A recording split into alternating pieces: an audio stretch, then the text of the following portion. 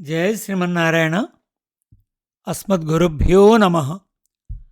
బద్ధేనాంజలినానతేన శిరసా గాత్రై సరోమోద్గమై కంఠేన స్వరగద్గదేన నయనే నోద్గీర్ణ భాష్పాంబునా నిత్యం త్వచ్చరణారవిందయుగళ ధ్యానామృతాస్వాదినాం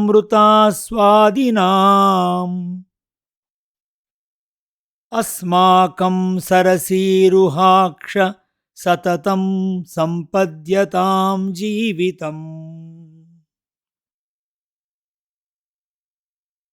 ఓ పుండరీకాక్ష, నీకే ముగిడ్చిన దోసిలి, వంగిన శిరస్సు, గగుర్పొడిచిన యవయవములు, గద్గద స్వరములు గల కంఠము, కన్నీటితో నిండు కన్నులు ఎల్లప్పుడూ నీ పాదారవింద ధ్యానామృతమును ఆస్వాదించుచునే మా జీవితమంతయు సాగునట్లు అనుగ్రహింపుము. Mukundamala 21st prayer. భగవద్బంధువులారా, శ్రీమద్భాగవత తత్వదీపిక 8వ స్కంధం 3వ పాడ్కాస్ట్లో స్వాగతం. ఇంతవరకు గజేంద్ర మోక్షం కథాభాగంలో గజేంద్రుడు భగవంతుని చివరి దశలో ప్రార్థించినటువంటి ప్రార్థన విషయాన్ని మనం తెలుసుకున్నాం. ఇదే ప్రార్థన విషయం మనకి తెలుగులో ఒక పద్యం కూడా ఉంది. దాన్ని ఇప్పుడు తెలుసుకుంటూ ముందుకు వెళదాం. ఎవ్వనిచే జనించు జగమెవ్వని లోపల నుండు లీనమై ఎవ్వని యందుడిందు పరమేశ్వరుడెవ్వడు మూల కారణం బెవ్వడనాది మధ్యలయునెవ్వడు సర్వము దానైన వాడెవ్వడు వానినాత్మభౌనీశ్వరునే శరణంబు వేడదన్. పోతనగా రాసినటువంటి పద్యం.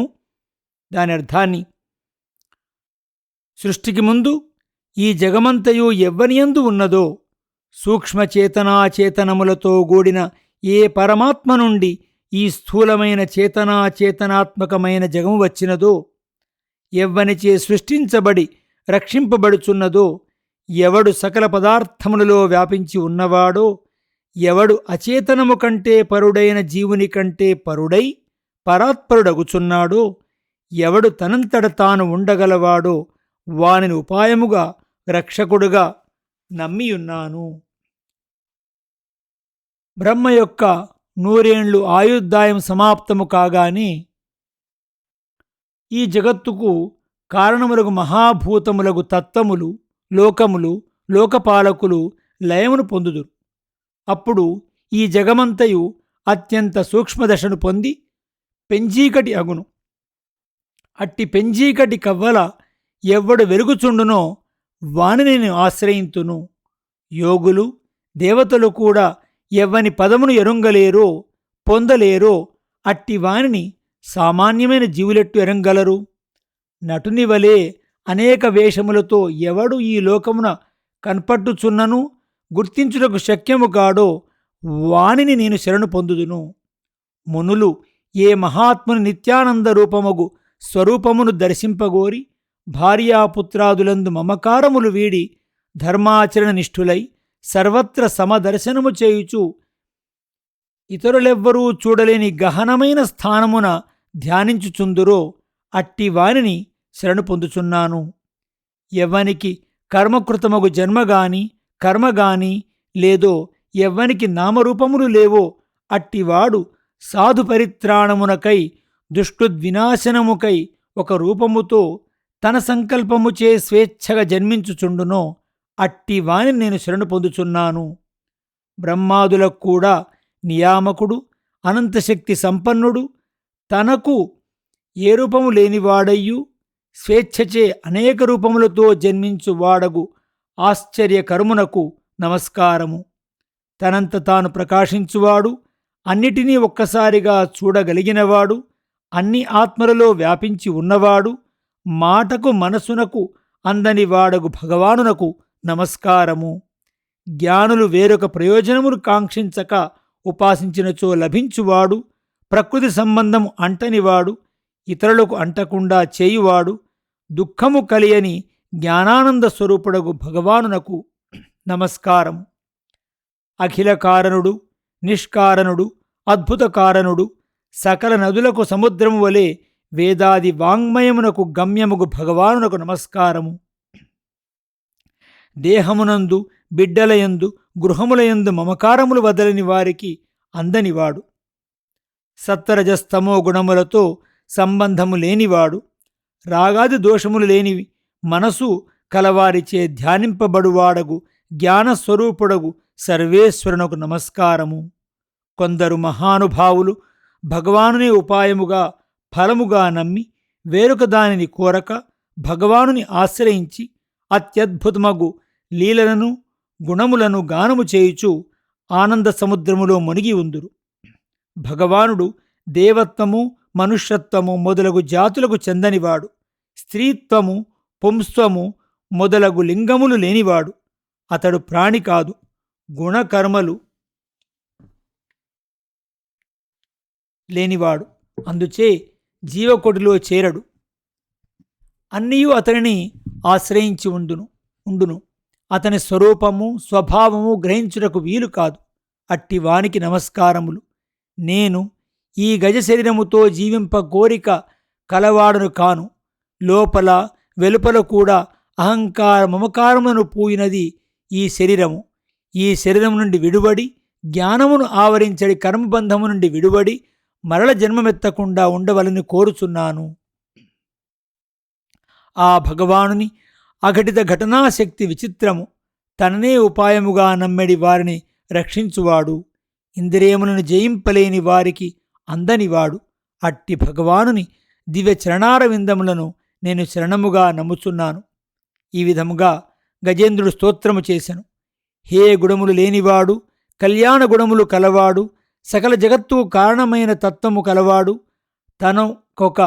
తనకు వేరొక కారణము లేనివాడు అని వర్ణించిన విశేషములు బ్రహ్మాదులకు ఎవ్వరికినీ లేకపోవుటచే వారెవ్వరు రక్షించుటకు ముందుకు రాలేదు. సకల జగత్తుకు తాను ఆత్మగా ఉన్నవాడగుటచే అఖిల దేవతా సమూహము తనకు శరీరముగా గల శ్రీహరి ఆ గజేంద్రుని రక్షించుటకు ఆవిర్భవించెను. ఆర్తుడు గజేంద్రుని స్తోత్రము విని విలంబము చేయలేక వేదస్వరూపుడు గరుడినిచే వహింపబడుచున్న వాడై చక్రాయుధమును దాల్చి శ్రీహరి సరస్తీరమున ప్రత్యక్షమాయెను. భగవానునికి భక్తుల రక్షణకై గల తొందరను మహాకవులెందరో చాలా అందముగా వర్ణించిరి.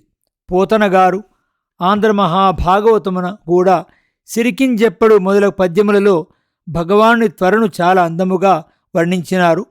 బలమైన ముసలిచే పట్టుబడి సరస్సులో ఉన్న గజేంద్రుడు చక్రమును దాల్చి గరుత్మంతునిపైనున్న శ్రీహరిని చూచి తామరపువ్వు ధరించి ఉన్న తన తొండమును పైకెత్తి అతి కష్టముతో నారాయణ అఖిల గురో భగవన్నమస్తే అనినాడు.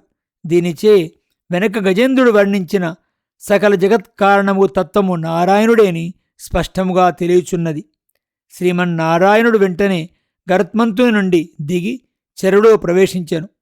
మొసలిని గజేంద్రుని కూడా చేతులతో పట్టి ఒడ్డునకు తెచ్చెను.